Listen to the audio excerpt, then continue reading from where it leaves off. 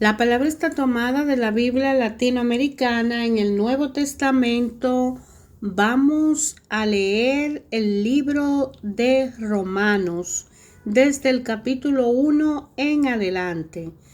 De Pablo, siervo de Cristo Jesús, apóstol por un llamado de Dios, escogido para el Evangelio de Dios.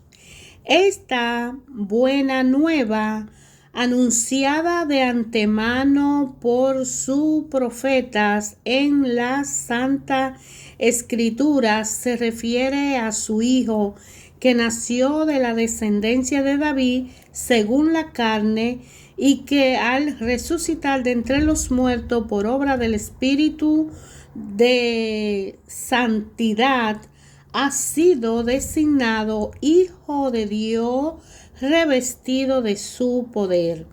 De él, Cristo Jesús, nuestro Señor, hemos recibido gracia y misión para que en todos los pueblos no judíos sea recibida la fe para gloria de su nombre. A estos pueblos pertenecen ustedes, elegidos de Cristo Jesús, que están en Roma, y quienes Dios ama y ha llamado y consagrado, que de Dios nuestro Padre y de Cristo Jesús el Señor le lleguen las gracias y la paz. Ante todo doy gracias a mi Dios por medio de Cristo Jesús por todos ustedes, pues su fe es alabada en el mundo entero. Dios sabe que los recuerdo constantemente en mis oraciones mientras les rindo ese culto espiritual que es trabajar por la buena nueva de su Hijo. Pues yo desearía, si tal es su voluntad, que se me allane el camino para ir a visitarle. Tengo muchas ganas de verlo para comunicarles algún don espiritual que lo fortalezca y al compartir nuestra fe nos animaremos mutuamente. Quiero que sepan, hermanos, que muchas veces me he propuesto ir donde ustedes, pero hasta el momento no he tenido la posibilidad de ir a cosechar algún fruto entre ustedes, como he hecho en otros países, pues me siento en obligación con todo, ya sea griego o extranjero, culto o sin estudio, y estoy dispuesto a ir hasta ustedes a Roma para dar el Evangelio. Como ven, no me avergüenzo del Evangelio, en una fuerza de Dios y salvación para todos los que creen. Es así, en primer lugar para los judíos y también para los griegos. El Evangelio manifiesta cómo Dios nos hace justo, es decir, nos reforma por medio de la fe y para la vida de la fe. Como dice la Escritura, el que es justo por la fe vivirá. Desde el cielo nos amenaza la indignación de Dios por todas las maldades e injusticias de aquellos que sofocan la verdad con el mal. Todo lo que se puede conocer de Dios lo tienen ante sus ojos, pues Dios se lo manifestó. Lo que es y que no podemos ver ha pasado a ser visible gracias a la creación del universo, y por sus obras captamos algo de su eternidad, de su poder y de su divinidad. De modo que no tienen disculpa, a pesar de que conocían a Dios, no le rindieron honores ni le dieron gracia como corresponde. Al contrario, se perdieron en sus razonamientos y su conciencia cegada se convirtió en tiniebla. Creyéndose sabios, se volvieron necios, incluso reemplazaron al Dios de la gloria, al Dios inmortal, con imágenes de todos los pasajeros, imágenes de hombre, de aves, de animales y reptiles. Por eso Dios los abandonó a sus pasiones secretas, se entregaron a la impureza y deshonraron sus propios cuerpos. Cambiaron la verdad de Dios por la mentira, adoraron y sirvieron a seres creados en lugar de Creador, que es bendecido por todos los siglos. Amén. Por esto Dios dejó que fueran presa de pasiones vergonzosas. Ahora sus mujeres cambian las relaciones sexuales normales por relaciones contra la naturaleza. Los hombres asimismo dejan la relación natural con la mujer y se apasionan los unos a los otros. Practican torpezas varones con varones y así reciben en su propia persona el castigo merecido por su aberración. Ya que juzgaron inútil conocer a Dios, Dios a su vez los abandonó y los errores de su propio juicio, de tal modo que hacen absolutamente todo lo que es malo. En ello no se ve más que injusticia, perversidad, codicia, maldad. Rebosan de envidia, crímenes, pelea, engaños, mala fe, chisme y calumnia. Desafían a Dios, son altaneros, orgullosos, farsantes, hábiles para los malos y no obedecen a sus padres. Son insensatos, desleales, sin amor, despiadados, conocen la sentencia de Dios y saben que son dignos de muerte quienes obran de esa forma. Pero no solamente lo hacen, sino que aprueban a los que actúan de igual modo. Por lo tanto, amigos míos, si eres capaz de jugar, ya no tiene disculpa.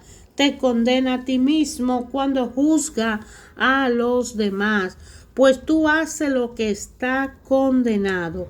No parece bien que Dios condene a los que hacen tales cosas, pero tú que haces lo mismo, piensa que escapará del juicio de Dios porque tanto tú como Él condenan a los demás. Esto sería aprovecharte de Dios y de su inmensa bondad, paciencia y comprensión, y no ver que esa bondad te quiere llevar a la conversión. Si tu corazón se endurece y te niega a cambiar, te está preparando para ti mismo un gran castigo para el día del juicio, cuando Dios se presente como justo juez. Él pagará a cada uno de acuerdo con sus obras. Dará vida eterna a quien haya seguido el camino de la gloria, del honor y la inmortalidad, siendo constante en hacer el bien, y en cambio habrá sentencia de reprobación para quienes no han seguido la verdad, sino más bien la injusticia. Habrá sufrimiento y angustia para todos los seres humanos que hayan hecho el mal, en primer lugar para el judío y también para el griego. La gloria, en cambio, el honor, la paz serán para todos los que han hecho el bien. En primer lugar para el judío y también para el griego, porque Dios no hace distinción de personas. Quienes pecaron sin conocer la ley serán eliminados sin que se hable de la ley, y los que pecaron conociendo la ley serán juzgados por la ley, porque no son justos ante Dios los que escuchan la ley, sino los que la cumplen. Cuando los paganos que no tienen ley cumplen naturalmente lo que manda la ley, están escribiendo ellos mismos esa ley que no tienen, y así demuestran que la exigencia de la ley está grabada en sus corazones. Serán juzgados por su propia conciencia y lo acusará a lo o lo aprobará su propia razón. El día en que Dios juzgue lo más íntimo de la persona por medio de Jesucristo, es lo que dice mi evangelio. Porque imagina lo siguiente. Tú eres judío y te apoya en la ley y te sientes orgulloso de tu Dios. Conoces su voluntad porque la ley te la enseñó y sabes cómo actuar según la circunstancia. Tú te crees guía de ciego, luz en la oscuridad, maestro de lo que no saben, el que enseña a los pequeños y posee la ley y todo lo esencial y la norma del conocimiento y de la verdad. Pues bien, tú que enseña a los demás, ¿por qué no te instruye a ti mismo? Dice que no hay que robar y tú robas. Dice que no se debe engañar a la propia esposa y tú lo haces. Afirma que aborrece a los ídolos, pero roba en sus templos. Te siente orgulloso de la ley, pero pasa por encima de ella de tal manera que deshonra a tu Dios. Ya lo dice la Escritura, ustedes son causa de que los paganos insulten el nombre de Dios. La circuncisión te sirve si cumple la ley, pero si no la cumple, te coloca entre los que no están circuncidados.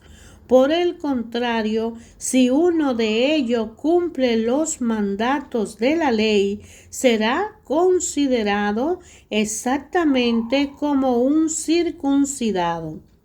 El que cumple la ley sin estar marcado físicamente con la circuncisión podrá juzgarte a ti, que eres infiel a la ley a pesar de que tiene a la vez la circuncisión y la ley. Porque lo que a uno lo hace judío no es algo exterior y la circuncisión real no es la que está hecha en el cuerpo. Ser judío es una realidad íntima y la circuncisión debe ser la del corazón, obra espiritual y no cuestión de leyes escritas. No es algo que puedan valorar los hombres, sino solo Dios. Entonces, ¿cuál es la ventaja de ser judío? ¿Cuál es la utilidad de la circuncisión? Grande bajo todo punto de vista. En primer lugar, fue a los judíos a quienes confió Dios su palabra. Es verdad que algunos de ellos no le respondieron, pero ¿hará su infidelidad que Dios no sea fiel? Ni pensarlo. Se comprobará que Dios es fidelidad, mientras que el hombre siempre defrauda, como dice la Escritura. Será probado que tus palabras son verdaderas y saldrá vencedor si te quieren juzgar. Pero si nuestra maldad demuestra que Dios es justo, se podría preguntar, ¿no es Dios injusto al castigarnos? De ninguna manera, pues si no, ¿cómo podría Dios juzgar al mundo? Pero tal vez replicaran, si la mentira mía hace resaltar la verdad de Dios, aumentando así su gloria, ¿cómo me tratarán de pecador? Muy bien, entonces hagamos el mal para que venga el bien. Algunos calculadores dicen que esa es nuestra enseñanza, pero tendrán que responder de tales palabras. ¿Tenemos entonces alguna superioridad? Y sí y no. Acabamos de demostrar que todo judío y no judío están bajo el dominio del pecado. Como dice la Escritura, no hay nadie bueno, ni siquiera uno. No hay ninguno sensato, nadie que busque a Dios. Todos se han extraviado, ya no sirven para nada, no hay quien obre el bien, ni siquiera uno. Su garganta es un sepulcro abierto y con su lengua urden engaños. Sus labios esconden veneno de serpiente y su boca está llena de maldiciones y amarguras. Corren a donde pueden derramar sangre, detrás de ellos dejan ruina y miseria. No conocen el camino de la paz. El temor de Dios es lo que menos recuerdan. Pero sabemos que todo lo que dice la Escritura está dicho para el mismo pueblo que recibió la ley. Que todo, pues, se callen y el mundo entero se reconozca culpable ante Dios, porque en base a la observancia de la ley no será justificado ningún mortal ante Dios. El fruto de la ley es otro, no hace consciente del pecado. Ahora, se nos ha revelado cómo Dios nos reordena y hace justo sin hablar de la ley, pero ya lo daban a entender la ley y los profetas mediante la fe según Jesucristo. Dios reordena y hace justo a todos los que llegan a la fe. No hay distinción de persona, pues todos pecaron y están faltos de la gloria de Dios, pero todos son reformados y hechos justos gratuitamente y por pura bondad mediante la redención realizada en Cristo Jesús. Dios lo puso como la víctima cuya sangre no consigue el perdón, y esto es obra de fe, porque la sangre de Cristo nos consigue el perdón. Así demuestra Dios cómo nos hace justo, perdonando los pecados del pasado que había soportado en aquel tiempo, y demuestra también cómo nos reforma en el tiempo presente. El que es justo no hace justo y santo por la fe propia de Jesús. Y ahora, ¿dónde está nuestro mérito? Fueron echados afuera. ¿Quién lo echó? La ley que pedía obras, no otra ley, que es la fe. Nosotros decimos esto: la persona es reformada y hecha justa por la fe y no por el cumplimiento de la ley. De otra manera, Dios sería solo Dios de los judíos. ¿No lo es también de las demás naciones? Claro que también es Dios de esas naciones, pues solamente Él es Dios. ¿Quién salva al pueblo circuncidado a causa de su fe y a los otros pueblos cuando llegan a la fe?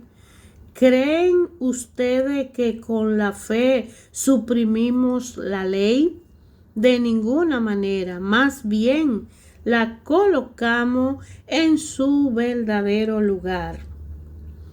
Hablemos pues de Abraham, nuestro padre según la carne, que fue lo novedoso en él. Abraham fue justo ante Dios, y si lo hubiera conseguido por sus obras, podría ostentar su mérito, pero no lo tiene ante Dios. En efecto, ¿qué dice la Escritura? Abraham creyó a Dios, quien se lo tomó en cuenta para hacerlo justo. Cuando alguien ha realizado una obra o trabajo, no se le entrega el salario como un favor, sino como una deuda. Por el contrario, al que no puede presentar obras, pero cree en aquel que hace justo a los pecadores, se le toma en cuenta su fe para hacerlo justo. Así David felicita al que dio cuenta entre los justos sin que sea el fruto de su obra. Felices aquellos cuyo pecado han sido perdonados y cuyas ofensas han sido olvidadas. Feliz el hombre a quien Dios no le toma en cuenta su pecado. Esta felicidad está reservada solo para los circuncidados o es también para los incircuncisos. Acabamos de decir que se tomó en cuenta la fe de Abraham para contarlo entre los justos. Pero ¿cuándo se dio eso? ¿Antes de circuncidarse o después de circuncidarse? No después, sino antes. Justamente recibió el rito de la circuncisión cuando aún no estaba circuncidado, como un sello o como una señal de que por su fe Dios lo había puesto en un estado de justicia.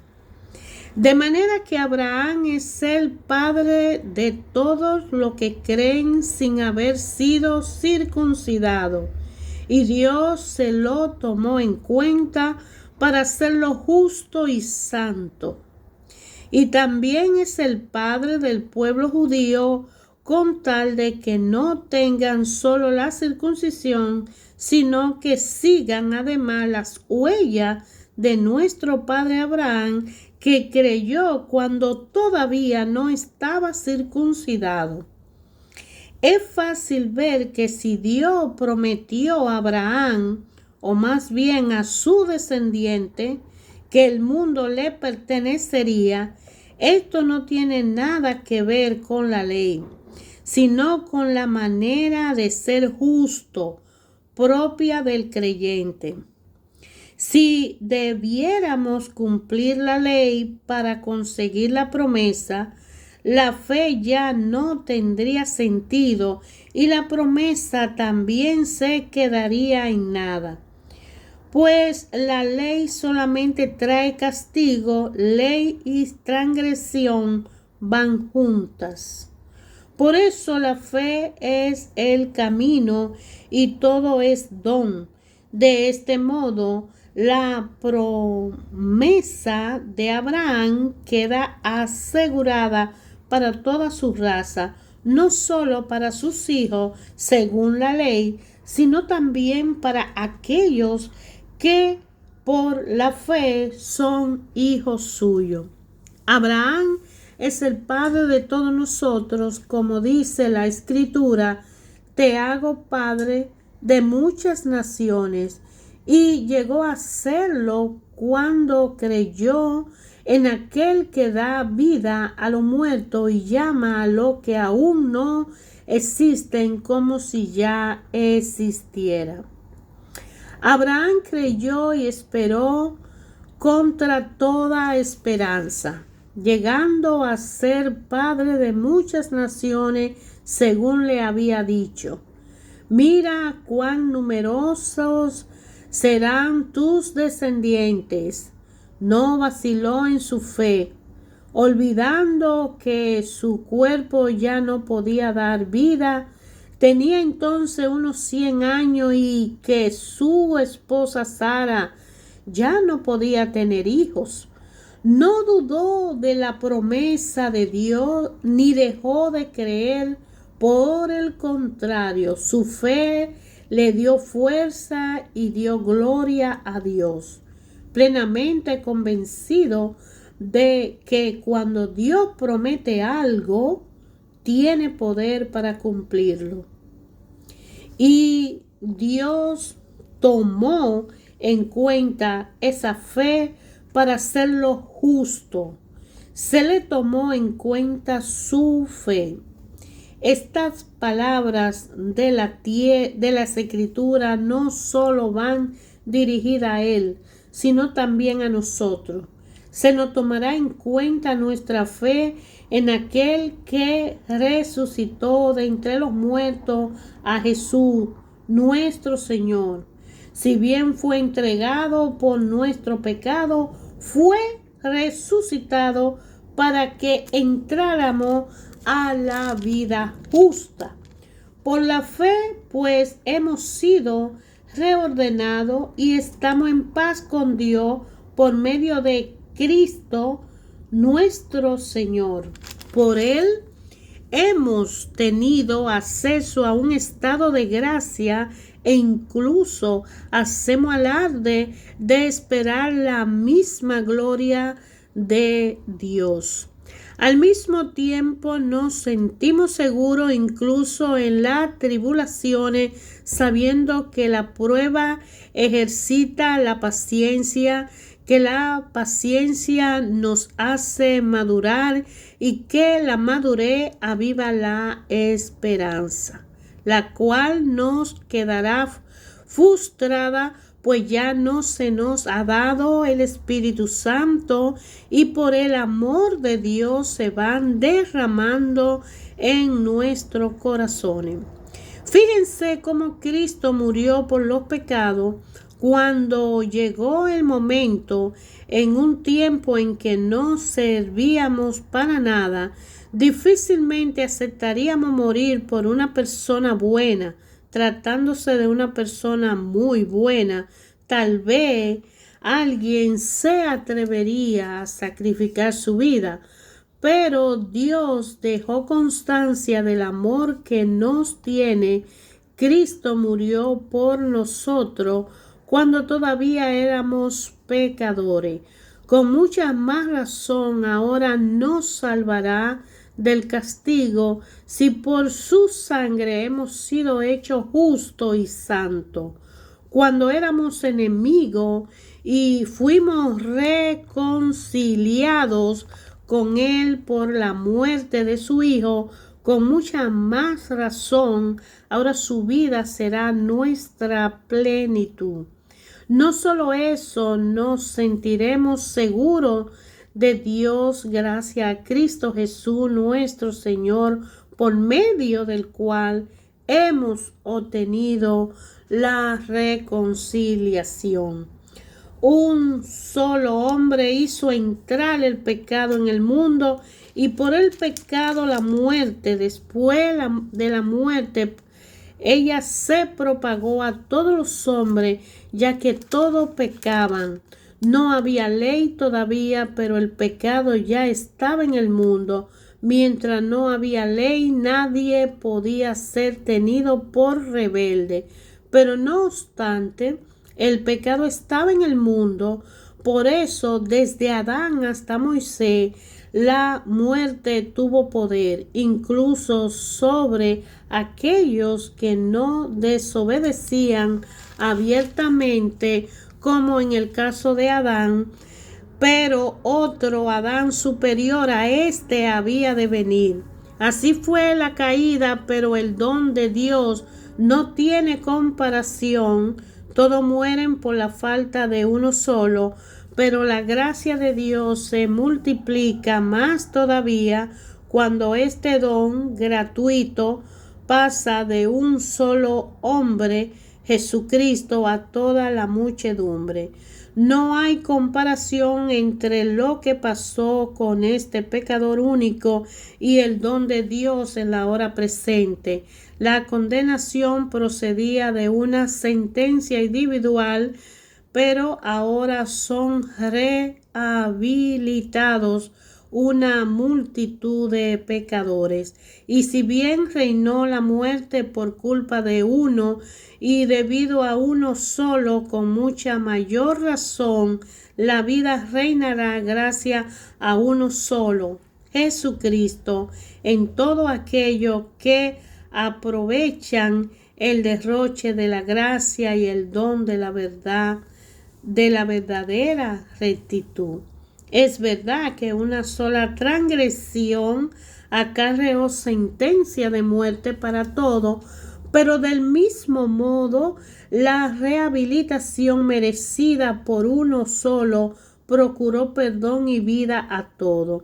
Y así como la desobediencia de uno solo hizo pecadores a muchos, así también por la obediencia de uno solo, una multitud accede a la verdadera rectitud. Al sobrevenir la ley, el pecado tuvo más auge, pero donde abundó el pecado, sobreabundó la gracia. Y del mismo modo que el pecado estableció su reinado de muerte, así también debía reinar la gracia. Y después de restablecernos en la amistad con Dios, nos lleva a la vida eterna por medio de Cristo Jesús, nuestro Señor. Hermanos, ayer, hoy, siempre, leyendo la palabra de Dios, escudriñándola, estudiándola, meditándola por capítulo, por versículo, por historia, por cronología, por amor a Jesucristo, por evangelización, por la razón que decidamos abrir el libro donde está la historia de la cronología de un pueblo que en fe, empezando en Génesis, en Abraham y terminando en los hechos de apóstoles que tuvieron la visión al cumplir con la misión que Cristo en el Nuevo Testamento le encomendó. Así como Juan fue el discípulo amado de Jesucristo, así como Juan escribe el Apocalipsis y así como Juan recibe las visiones de cómo será el fin, de el inicio y el fin de los tiempos, es importante conocer por qué, cómo y cuándo nace el término fe en la vida de los seres humanos, por el medio del cual solo Jesucristo salva. Aquel que tiene fe, y dichoso el que no ve y cree, para presentárselo al Padre, dejando atrás la circuncisión, como dice Pablo, y el cumplimiento de la ley, que es necesario y importante, pero que no es suficiente para un arrepentimiento, porque habemos personas que para un arrepentimiento total necesitamos no solo cumplir la ley, sino tener fe. Y si no tenemos fe, no perteneceríamos ni conoceríamos el reino de los cielos. Y Jesús dijo que si por un poquito de fe nosotros la ponemos a trabajar, no importa, porque todos tenemos fe y todos tenemos el Espíritu Santo, porque ha sido dado en ese Calvario. La sangre que se derramó en ese Calvario, la sangre que quedó en la calle cuando Él pasó con su cruz, la ropa que se tiñó de sangre, la piel cortada por los latigazos, la lanza que traspasó su costado, la corona de espinas que le hizo sacar agua, sudor y sangre, la presión y el poder de Él salvarse, que lo tenía a mano, y decide no hacerlo por fe. Entonces Abraham le creyó a Dios cuando él no tenía la ley, pero por fe él creyó. Y Jesús por fe le dijo: en tu mano encomiendo mi espíritu. Y hoy a mí, a usted, también nos dice que la fe es importante. ¿Y cómo conozco la fe? Hay que leer, indagar la Escritura, porque Dios ayer, hoy y siempre habla a través de su palabra a todos. y a cada uno de su criatura amada. No importa los pecados, ni la vida que llevemos, ni el color de nuestra piel. Todos somos llamados, amados, queridos y esperados por un Padre amoroso que suple todas nuestras necesidades y que en medio de nuestra vida, circunstancias, condiciones, no apartan de Él, pero regresamos a Él porque Él es el camino, la verdad y la vida. Nadie va al Padre sino a través del Hijo. Y el Hijo dijo, ustedes no van a estar solos, tendrán aflicciones y tentaciones, pero ánimo, yo he venido.